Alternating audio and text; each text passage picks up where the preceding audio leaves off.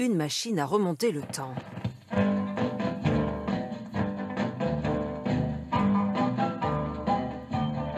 Les gens choisissaient et ils dansaient sur place, quoi. C'était formidable. Des jours heureux, l'adolescence. Indissociable du rock'n'roll. C'était Johnny, c'était les chaussettes noires.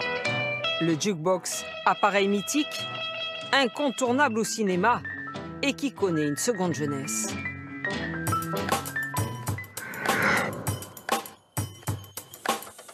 Il attire d'abord l'œil par son jeu de lumière. Une fois le titre sélectionné, le panier tourne, le bras monte, saisit et place le disque, une fascinante mécanique. Les gens sont dans la boutique, je leur mets un disque, ils voient le disque tourner, ils voient le disque se mettre en place, ils sont comme des mômes. Des jukebox, Lionel Bontemps en a restauré des dizaines, notamment le 1015, avec sa forme arrondie et ses tubes à bulles. Modèle toujours très convoité, son prix aujourd'hui jusqu'à 20 000 €. Au départ, il y eut le phonographe, mais une invention a tout changé, l'amplificateur. Il permet de monter le son et de se déhancher sur la piste. Apparaît alors le terme de jukebox, comprenez, la boîte à danser. Plus d'1 million de bars s'équipent de ce nouvel objet très soigné. Vous avez des bureaux d'études avec de vrais designers qui choisissaient les matériaux, les couleurs. C'était vraiment des appareils très très élaborés pour l'époque. C'est le marketing avant l'heure? Absolument. Mais les Américains ont toujours fait du business depuis très très longtemps.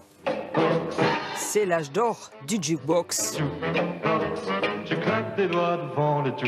Qui inspire certains chanteurs et surtout le cinéma.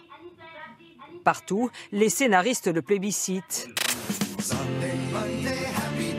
Pilier de Happy Days, série à succès sur l'Amérique des années 50, il fait aussi partie de nombreuses scènes cultes des films du 7e art. Dans Grease, c'est l'instrument autour duquel le couple John Travolta et Olivia Newton-John se retrouvent. C'est aussi la scène de fin de Top Gun hein, qui est mise en scène autour d'un jukebox où chaque époque a son objet comme ça mythique qui associe la nostalgie et la musique, le fait de pouvoir danser, se séduire et le bon vieux temps, l'âge d'or.